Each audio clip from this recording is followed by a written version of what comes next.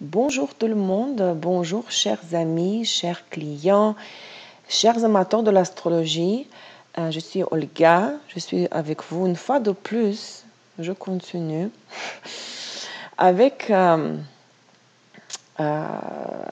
nouveau horoscope pour la troisième semaine du mois de mai, du 15 au 21 mai 2017. Et j'aimerais dire que ça me fait très plaisir de constater que, parce que vous savez que je fais les vidéos en 3 langues, en russe qui est ma langue maternelle, en français et en anglais, ça me fait vraiment plaisir de voir que les vidéos en français, ils ont plusieurs fois, ils sont beaucoup plus populaires sur ma chaîne et depuis la dernière semaine, depuis les dernières prévisions, j'ai vu plusieurs nouveaux inscrits.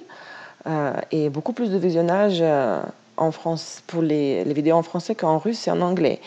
Je suis un petit peu surprise, mais agréablement surprise parce que ma langue maternelle est russe, donc j'adore le français et je suis ravie de voir vous les francophones, peu importe où vous soyez, de me suivre et j'espère vous apporter à tous. Bien sûr, je ne fais pas la différence entre mes clients et ceux qui me suivent, mes amis russophones, anglophones et francophones.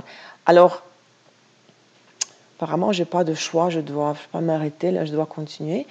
Donc, parlons aujourd'hui de la semaine qui vient, là. Donc, je vous rappelle qu'il ne s'agit pas des horoscopes pour les signes, pour tous les signes de zodiaque. Il s'agit, dans mon cas, je fais l'analyse des aspects planétaires de transit, ce qu'on appelle les aspects actuels. C'est une sorte des aspects de fond, c'est comme la météo générale qui touche tout le monde, les énergies de fond. Mais il est clair que si nous voulons obtenir les prévisions astrologiques personnalisées, uniques à chacun de nous, il faut prendre en considération avant tout le thème astral personnel, individuel de la personne, qui va être unique bien sûr. Chacun a son thème astral qui est unique, qui se base sur la date, le lieu et la minute exacte de naissance. Et dans ce cas, nous utilisons toutes les techniques connues, techniques de base des techniques des prévisions astrologiques, à quoi à la fin on rajoute des transits. Et donc le mélange de tout ça nous donne des prévisions personnalisées. Ce que j'analyse, c'est les transits, d'accord, de chaque semaine.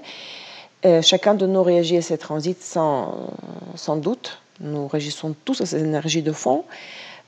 Les énergies qui sont créées par les aspects planétaires, les aspects qui peuvent être harmonieux ou pas harmonieux, difficiles, tendus. Donc, mais déjà en sachant, en tenant compte des aspects de transit, nous pouvons gérer mieux notre vie quotidienne et résoudre nos problèmes quotidiens parce que les énergies planétaires ont un impact sur nous tous dans une différente mesure et aussi d'une manière parfois particulière. Ça dépend de l'horoscope astral personnel de chaque personne, je me répète. Alors, la semaine dernière, si vous vous souvenez, j'avais de très bonnes nouvelles pour vous et je continue en principe d'avoir des bonnes nouvelles pour vous cette semaine-là. La semaine va être plus facile que la semaine dernière déjà parce que la pleine lune est derrière nous, la pleine lune en Scorpion du mercredi dernier qui, en tout cas pour moi, ça n'a pas donné des jours faciles parce que les énergies étaient débordantes, l'énergie émotionnelle était palpitante, donc il fallait vraiment trouver l'issue, le point de sortie de cette énergie qui nous déborde tous, toujours à la pleine lune. Donc tout ça c'est derrière la lune décroissante maintenant. Déjà, c'est pour cette raison déjà en premier lieu, la semaine est un peu plus déjà légère, plus facile. Mais commençons par le début. La semaine dernière, nous avons 2 ingressions. Une ingression, c'est le passage d'une planète d'un signe à l'autre, dans le signe suivant, bien sûr. Ça ne saute pas d'un signe d'une manière chaotique. Mardi, le 16 mai, nous vivons l'ingression de Mercure du signe de Bélier dans le signe de Taureau. Je rappelle que Mercure, c'est la planète qui symbolise la communication, les activités intellectuelles, les déplacements, courts déplacements. Donc, vu que Mercure passe dans le signe de Terre de Taureau, pendant ce transit, donc à peu près moins d'un mois, les manières colériques et l'impulsivité dans la communication, bien sûr, vont être remplacées chez nous par l'équité et la discrétion, donc ce qui caractérise le signe de Taureau, le besoin des informations précises, spécifiques, les informations concrètes qu'on peut voir, toucher, va être réveillé, ce besoin réveillé et va être éveillé. Donc, c'est ce que nous allons rechercher dans tout ce que nous entendons, d'accord? Je veux dire l'information. Pendant ce transit, il sera difficile de faire avancer des idées nouvelles et innovantes parce que justement, sous l'influence du signe de Taureau, les gens vont être enclins à réfléchir soigneusement et à tout peser, à peser l'information avant de prendre une décision quelconque. Okay? C'est une bonne période pour faire toutes sortes de calculs, pour élaborer des rapports et pour faire d'autres travaux intellectuels, méticuleux et même parfois ennuyeux parce que justement nous aurons assez de patience pour faire ce genre de travail. Pendant le transit du Mercure par Taureau, les gens n'ont pas tendance forcément à provoquer des conflits. Mais en même temps, nous ne devrions pas tenter de persuader les autres dans le contraire de ce qu'ils pensent, par exemple. Parce que dans une certaine mesure, tout le monde devient têtu et intractable, tout en préférant garder ses pensées et ses conclusions pour lui-même. Nous avons dit que Mercure symbolise aussi les voyages, les courts déplacements. Donc, pendant ce transit, les voyages seront effectués, seront entrepris s'il y a un intérêt pratique dans un voyage. Si nous voyons la nécessité, l'intérêt, alors nous irons nous entreprenons ce voyage. Quelles sont les manifestations non harmonieuses, un petit peu négatives du transit de Mercure par Taureau? Bon, les gens deviennent, comme je dis, têtus, obstinés, méfiants, souvent rancuniers. Et il peut être très difficile d'exprimer leurs pensées, donc on va être un peu lent, n'est-ce pas? Parce que le signe de Taureau est lent. Tout nouveau provoque un rejet, une résistance, non-acceptation. Les gens aussi, pendant ce transit, deviennent contrariants, ce qui contredisent tout ce qu'ils entendent, tout ce que les autres disent, et aussi ombrageux, mais en même temps, il peut y avoir une tentation ici pour certains de nous, ça dépend de la situation, tentation par quelque chose de matériel, comme par exemple un pot de vin, ou tentation de révéler des informations secrètes qui nous ont été confiées. Voilà, ça c'est sur le transit de Mercure par Taureau. Maintenant, parlons des aspects de transit, des transits de la Lune. La Lune qui influence notre état émotionnel et nous ressentons tous ce transit, l'impact de ce transit sur notre l'état émotionnel. Heureusement, les transits de la Lune sont très rapides parce que la Lune avance rapidement, elle tourne autour de la Terre rapidement, assez rapidement. Donc, même s'il crée des aspects négatifs et de tension, ça passe vite, 2-3 heures et c'est fini. Mais parfois, ils sont un peu intenses, c'est difficile de les gérer. Donc, c'est très important de savoir où nous devons nous attendre à des aspects, à des transits de la Lune harmonieux et disharmonieux, non harmonieux. Donc, mardi le 16, la Lune sera, comme je dis déjà, décroissante et sera dans le signe de Verseau et va former un carré avec Uranus et carré avec Mercure. Quel sera notre état émotionnel durant ce jour-là? Ce sera avant tout l'irritabilité, la nervosité et l'excitation accrue. Donc, pour ne pas causer et attirer des problèmes dans la communication, il faut absolument gérer notre état émotionnel, ne pas provoquer les autres, ne pas succomber à la provocation de notre entourage, sinon il y aura des étincelles dans tous les sens et ce n'est jamais constructif et ça gâche l'ambiance et les relations. Mercredi, la compensation du mardi, parce que la Lune, toujours décroissante, toujours en Verseau, bien sûr, va former un sextile c'est 60 degrés avec Vénus et un trigone, un trine 120 degrés avec Jupiter. Ce jour-là, nous pouvons librement, et bien sûr, sans aucune limitation, savourer l'amour, les échanges intéressants, intellectuels, tout simplement des échanges, et les petits déplacements, les petits voyages. Donc, parfait, mercredi, ce sera parfait du point de vue des transits de la Lune. Jeudi, le 17 mai. Un petit peu contradictoire comme aspect. La Lune, toujours décroissante, toujours en Verseau, va être en sextile avec Uranus et en sextile avec Saturne, en trine avec Mars et en trine avec Jupiter, donc 4 aspects harmonieux. En même temps, donc, sur ces 4 aspects harmonieux, un aspect négatif, donc le carré avec Soleil. Ce jour-là, nous allons ressentir sûrement, sans doute, l'optimisme, l'énergie.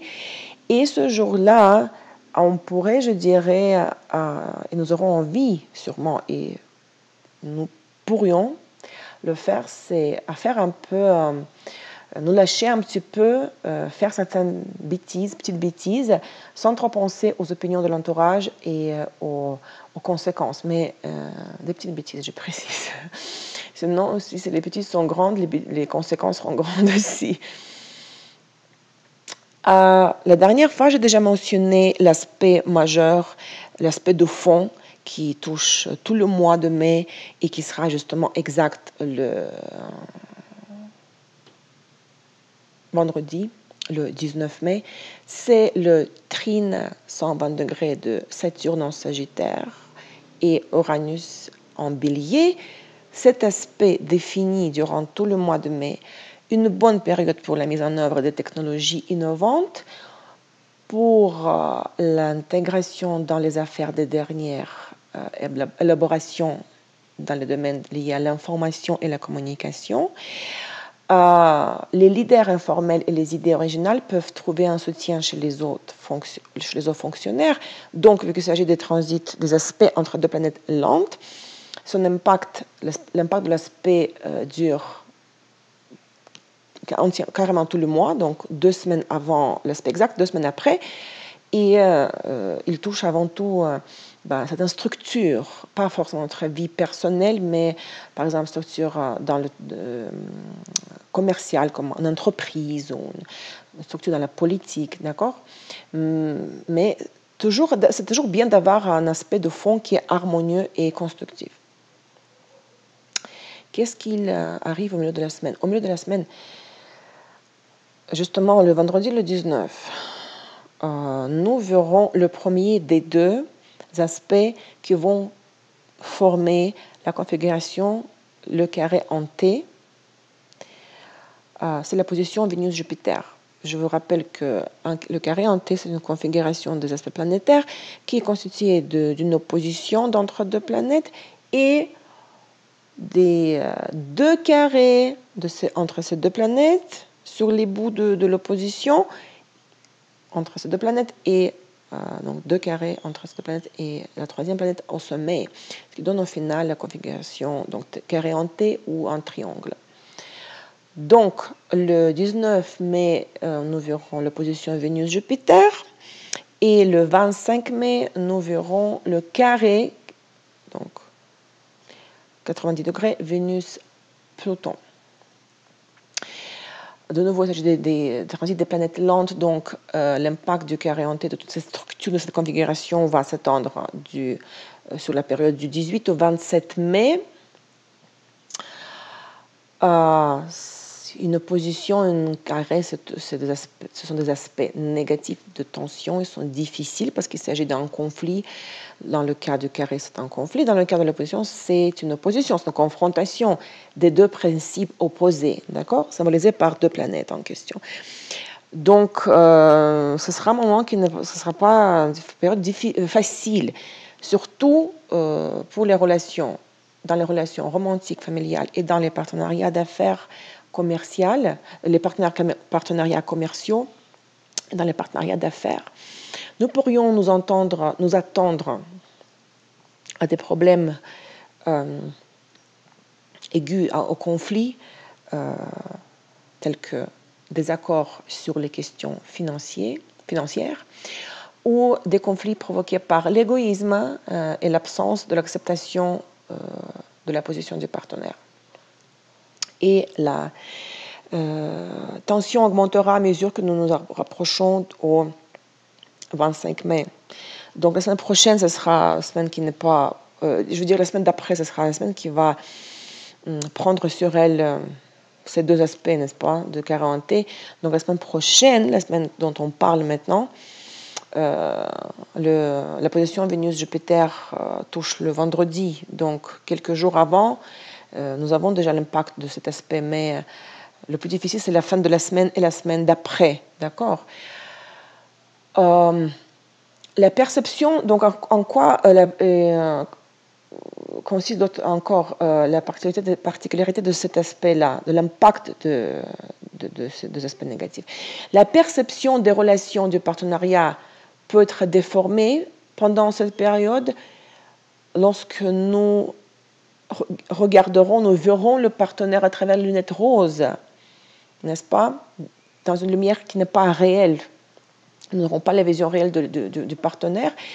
Et nous manifesterons aussi des attentes très hautes et injustifiées. Donc, c'est clair que beaucoup de conflits, de problèmes de confrontation sont possibles, même si nous ne nous trouvons pas dans un contexte de conflit avec notre partenaire. Même si tout va bien, nous risquons de rencontrer le manque de compréhension mutuelle, d'accord? Donc, si nous souhaitons éviter une rupture indésirable d'une relation à laquelle nous tenons, nous devrions chercher des occasions d'adoucir le conflit qui, il est très probablement va avoir lieu pendant les aspects mentionnés. Donc, que pourrions-nous dire nous de plus? Que pourrions-nous dire de plus sur l'aspect opposition Jupiter-Vénus? Vénus en bélier, Jupiter en balance.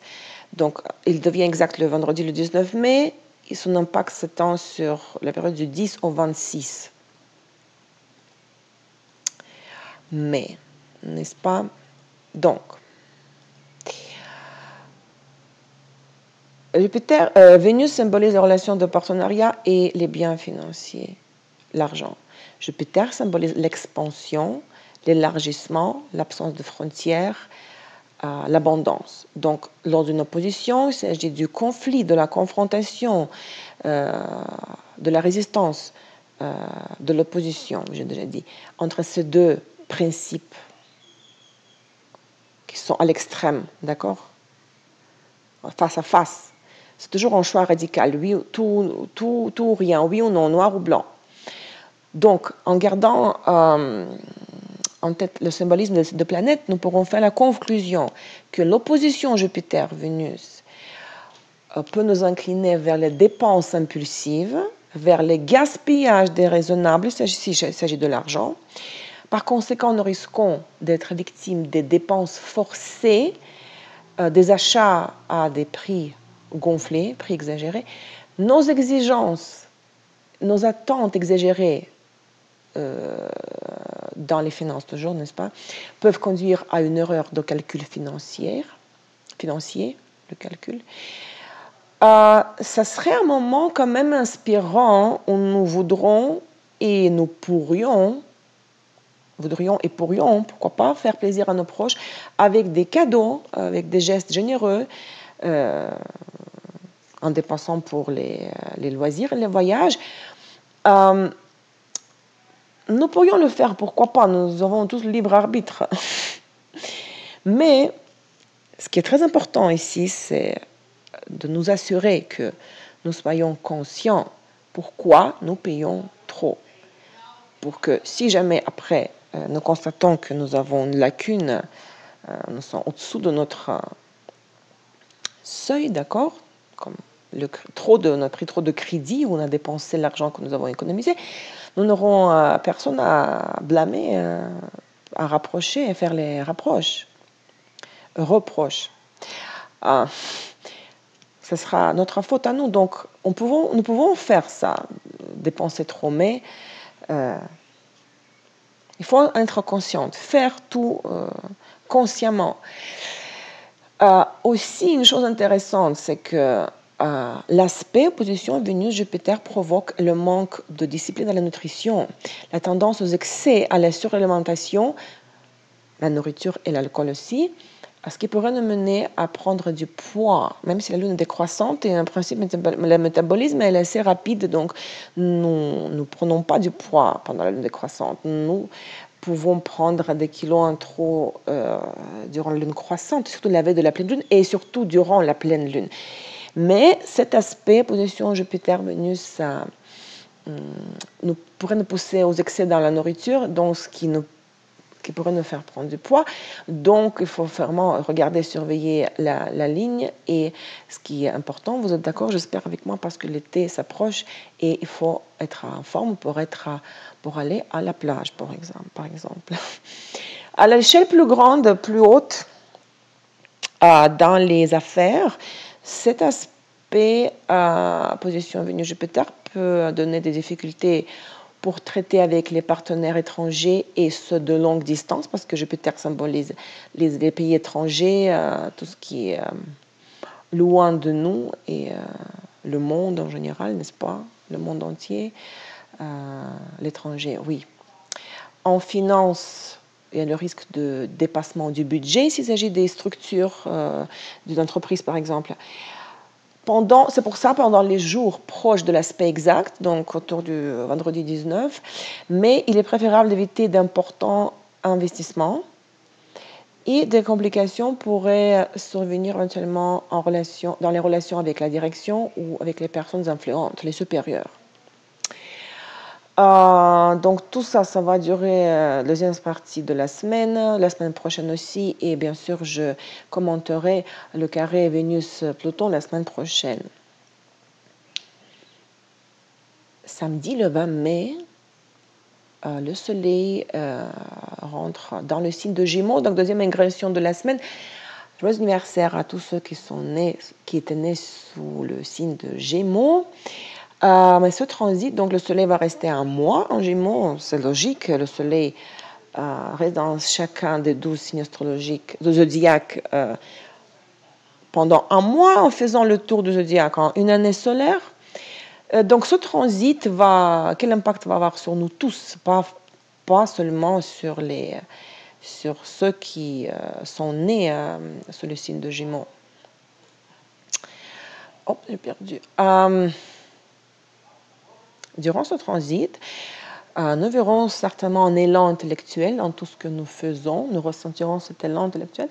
Les gens, durant ce transit, deviennent plus habiles intellectuellement, futés, s'efforçant à acquérir plus de connaissances ou simplement de rechercher plus d'informations à tous les sujets, sur tous les sujets. Donc, il y a plus de curiosité qui s'éveille. Les gens souvent révèlent leurs capacités intellectuelles cachées. C'est pour cette raison, cette période est favorable aux études, à l'auto-éducation, lorsque nous étudions quelque chose nous-mêmes, pour passer les examens, par exemple, pour défendre une thèse ou une dissertation. Aussi, pendant ce transit, il serait bien de commencer un nouveau travail de caractère de nature intellectuelle ou de retourner un ancien travail qui était abandonné plus tôt et de le terminer, pourquoi pas. C'est aussi une période pour les voyages d'affaires, pour les activités liées à la médiation, l'association, quand on unit certains éléments, certaines choses ensemble, au commerce. Ce transit est favorable à l'écriture et au travail journalistique, c'est-à-dire à toutes les professions mercuriennes. Parce que Mercure, c'est la planète planète maître, la planète du signe de Gémeaux. Les professions de Mercure, mercuriennes, sont, donc je me répète, tout travail intellectuel, écriture, communication, mass media, réseaux sociaux, enfin mass media en français, mass media, recherche scientifique, aussi médiation et commerce et court déplacement, court voyage. Qu'est-ce qui nous attend à la fin de la semaine? Le week-end, le 19 et 20 mai, vendredi, samedi, la Lune sera bien sûr toujours décroissante, mais il sera dans le signe de Poisson. Et il va former conjonction avec Neptune. Neptune qui est la planète maître du signe de Poisson. Hein. Donc ça accentue le thème du Poisson à ce moment-là. En même temps, carré avec Mars et sextile avec Pluton. Ce ne sera pas facile émotionnellement ce jour-là pour nous. Hein. Il ne sera pas facile cette journée, émotionnellement. Surtout pour ceux qui sont à la base vulnérables, sensibles émotionnellement. Quel état émotionnel pourrait nous caractériser ce jour-là? La distraction, la susceptibilité à l'influence extérieure, laquelle? La manipulation émotionnelle, le chantage émotionnel, hypnose. Quand quelqu'un cherche à nous convaincre de quelque chose pour nous faire du tort, après, la tromperie, la duplicité, quand quelqu'un veut nous manipuler pour profiter de nous, manipuler émotionnellement surtout, n'est-ce pas? On est bien d'accord. Ce jour-là, l'équilibre et la santé psychique sont menacés, donc il faudra absolument rester attentif et concentré, gérer nos émotions. Et surtout, si nous faisons quelque chose qui demande une haute concentration, par exemple, conduire un transport, faire quelque chose de précis qui demande, où la distraction est exclue. Il faut aussi vérifier toute information qui entre et la nettoyer de cette couche émotionnelle, percevoir l'information avec la tête froide, enlever toute émotion parce que sinon, si nous percevons l'information à travers nos émotions, nous risquons de nous tromper dans nos opinions et, comme j'ai déjà mentionné, quelqu'un qui nous fait du mal pourrait profiter de nous faire du tort. Autre chose très importante, si nous avons les membres de famille ou des amis qui ont des problèmes émotionnels ou souffrent même d'une addiction quelconque, ce serait bien d'être à leur côté et surveiller leur état émotionnel, être là pour eux s'ils ont besoin de notre soutien, d'accord? Et la dernière chose, donc j'ai dit tout à l'heure que vendredi le 19 mai, nous avons deux aspects exacts, opposition Vénus-Jupiter et le trine Saturne-Uranus. Ces deux aspects exacts coïncident avec le début du dernier quart du mois lunaire. Parce que dans une semaine, nous attendons à la nouvelle lune, n'est-ce pas? Et nous savons que la période de la lune décroissante et surtout la dernière semaine du mois lunaire, c'est la période ce n'est pas le moment de commencer de nouveaux projets, c'est le moment de conclure les anciens projets, de terminer quelque chose, d'achever, de tirer les conclusions, n'est-ce pas? Donc, le fait que ces deux aspects exacts coïncident avec le début du dernier quart du mois lunaire, ça serait le moment, autour du 19 mai, d'évaluer ce qui a été fait par nous, bien sûr, et entrepris au cours des 3 dernières semaines, donc à partir de la dernière nouvelle lune, donc durant les 3 semaines du mois lunaire en cours. Ce jour-là, il faudrait déterminer l'efficacité de nos actions dans le passé récent et, par exemple, si nos idées ont été et sont toujours réalistes, si nos dépenses financières et énergétiques ont été ou sont toujours justifiées, pour ne pas dépenser l'énergie ou l'argent en vain en poursuivant certains projets. C'est le moment d'une évaluation critique de nos affaires, le moment de l'achèvement des projets qui ne valent plus la peine d'être poursuivis. Nous approchons vers la fin du mois lunaire, c'est le moment de mettre les choses en place, mettre les points sur les i. Il y a 2 possibilités, 2 scénarios de l'évolution des événements pour nous. Si nos actions dans le passé récent étaient correctes, justes, si par exemple si nous avons élaboré et nous avons poursuivi la bonne stratégie de comportement, le jour proche du 19 mai sera une période de la récompense pour nos efforts. Si au contraire, nous évitons toujours nos obligations et responsabilités, alors ça sera le jour du 19 mai, l'heure de l'acceptation des conséquences de nos mauvaises actions. Ce sera le temps de payer les factures, les comptes financiers et morales. Je ne veux pas dramatiser ici, c'est juste une question de formulation.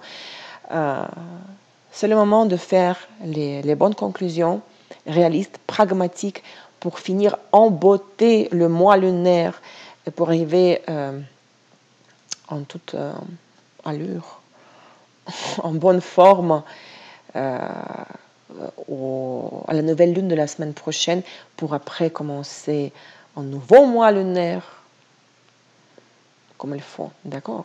Donc, je vous souhaite une excellente semaine.